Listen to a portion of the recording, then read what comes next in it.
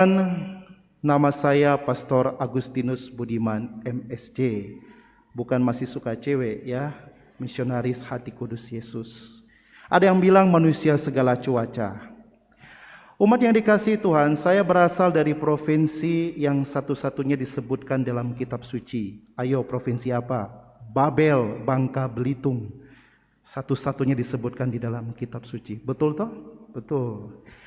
Saya ditabiskan agak terlambat. Umur 38 tahun saya baru ditabiskan. Lah, ada yang bertanya, loh kok tua baru ditabiskan? Iya, karena selama 8 tahun saya mencari uang dan saya bekerja di Jakarta Utara di pelelangan ikan di Muara Angke. Dulu saya penjala ikan, main ikan setiap hari, tagi-tagi uang terus kepada banyak orang. Sekarang puji Tuhan saya menjadi penjala manusia. Umat yang dikasihi Tuhan, ada lagi yang bertanya, loh pastor sudah 8 tahun kerja kok mau masuk jadi pastor? Tidak rugi kah? Oh tidak. Saya mengatakan saya jadi pastor karena tersentuh dengan satu pengalaman dalam hidup saya. Tanggal 3 Oktober 2004 saya kecelakaan dan hampir mati. Menurut kesaksian dari orang tua saya dan kakak-kakak saya, mereka katakan bahwa kamu punya nyawa tuh hampir sempat pergi tapi balik ulang kembali. Wah, saya waktu dengar itu saya mengatakan, Tuhan, kalau saya mati pada saat itu pasti saya masuk neraka. Karena apa? Karena saya jarang masuk gereja, Bapak Ibu. Jarang masuk gereja. Karena apa? Kami kerja dari hari Senin sampai Minggu, Minggu ketemu Senin, tidak ada libur karena main ikan. Datang kapal harus bongkar, harus dijual. Datang kapal harus dibongkar, harus dijual. Tidak ada libur. Pulang kerja jam 7 malam, sedangkan misa terakhir di Jakarta itu jam 7 malam. Bagaimana mau ke gereja? Seringkali mama katakan, ada masuk gereja. Tidak mama, Tuhan pasti ngerti lah. Selalu ngatakan begitu, Tuhan pasti ngerti, Tuhan pasti mengerti. Mungkin banyak dari anda juga, Tuhan pasti mengerti. Umat yang dikasihi Tuhan, ketika pengalaman kecelakaan itu membuat saya sadar bahwa saya sudah sangat jauh dari Tuhan. Dan saya harus kembali.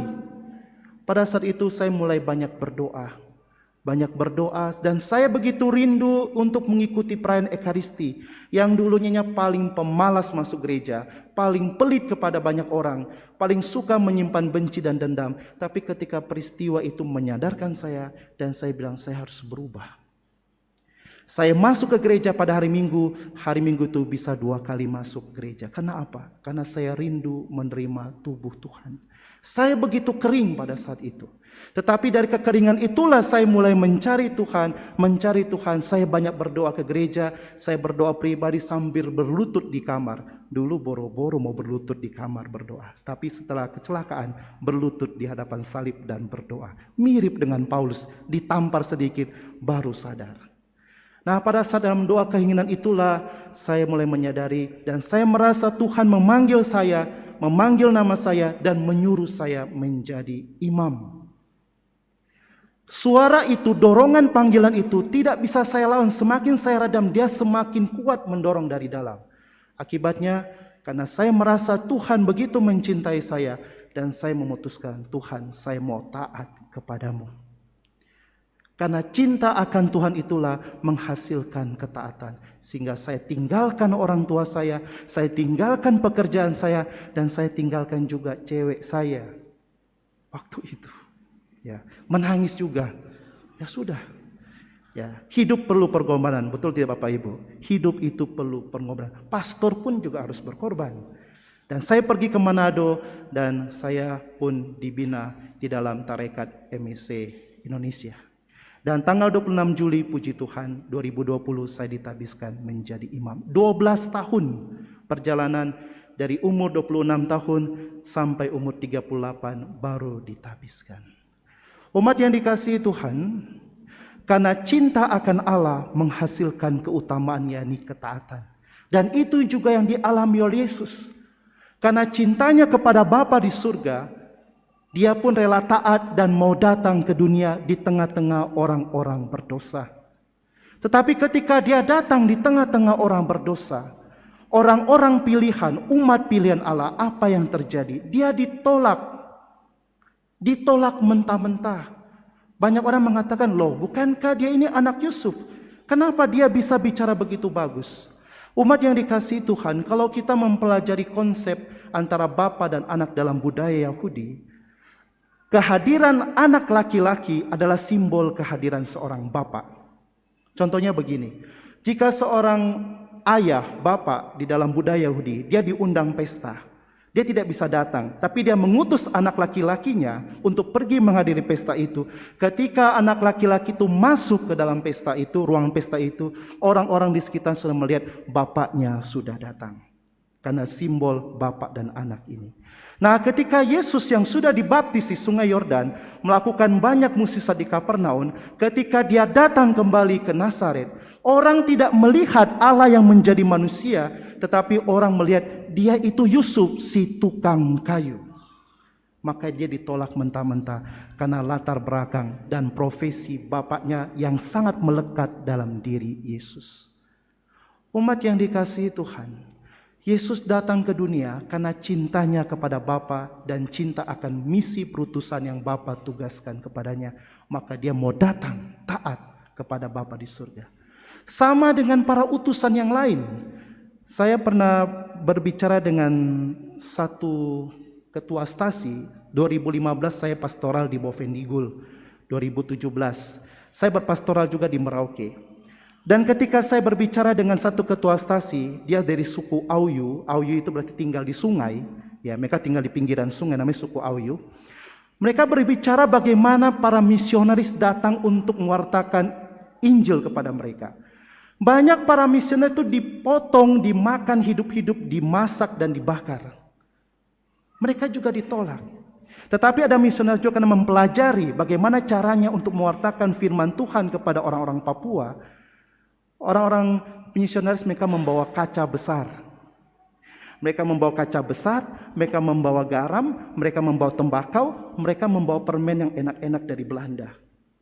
Ketika orang misionaris masuk ke kampung itu dan begitu banyak orang suku ingin menombak mereka, orang suku ini memanggil para pastor itu Wihayo. Wihayo itu berarti babi putih datang.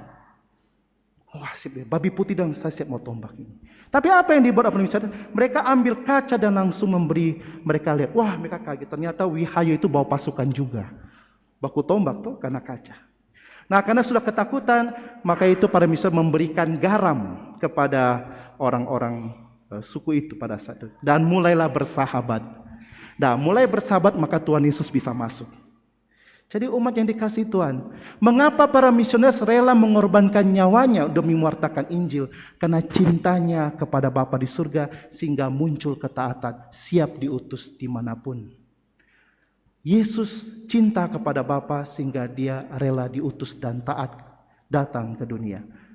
Nabi Yeremia juga karena cintanya kepada Allah, dia rela taat mewartakan firman Allah meskipun dia juga diserang, difitnah, dipukul, dikata-katai, dia tetap berani mewartakan firman Allah karena cintanya kepada Allah Bapa di surga.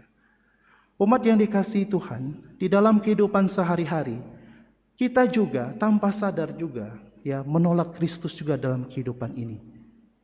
Buktinya apa? Yesus katakan di dalam Injil Matius dalam penghakiman terakhir bab 25, apa yang kamu lakukan kepada saudaraku yang paling hina, engkau sudah melakukannya kepadaku. Tanpa sadar begitu banyak saudara-saudara kita yang datang meminta pertolongan kepada kita. Entah yang hanya sekedar ingin curhat, hanya sekedar mungkin pinjam doi mungkin. Aduh bolehkah saya ini? Aduh saya tidak ada uang, padahal uang ada. Bolehkah saya curhat? Oh tidak bisa, saya sibuk ini. Tanpa sadar kita menolak Kristus yang hadir dalam diri sesama kita. Di dalam kehidupan juga, pada saat kita begitu sulit dalam menjalani kehidupan, kita berdoa, getol mencari Tuhan, kita novena supaya apa? Supaya kita dapat. Tapi ketika sudah dapat dalam keadaan sukacita, happy, semua berjalan lancar, buru-buru kita memberi waktu kepada Tuhan. Betul atau salah? Seringkali, aduh Tuhan ngertilah, Tuhan pasti ngerti tentang saya. Umat yang dikasihi Tuhan, tanpa sadar, entah sengaja maupun tidak sengaja, kita juga ikut menolak Kristus dalam kehidupan ini. Marilah di tahun yang baru kita mulai memperbaharui diri kita. Hidup harus berubah, dan perubahan itu kita sendiri yang tentukan, bukan orang lain. Oleh karena itu, di dalam kehidupan ini, dalam tahun yang baru, banyak-banyaklah memberi waktu kepada Tuhan Yesus, entah suka maupun duka.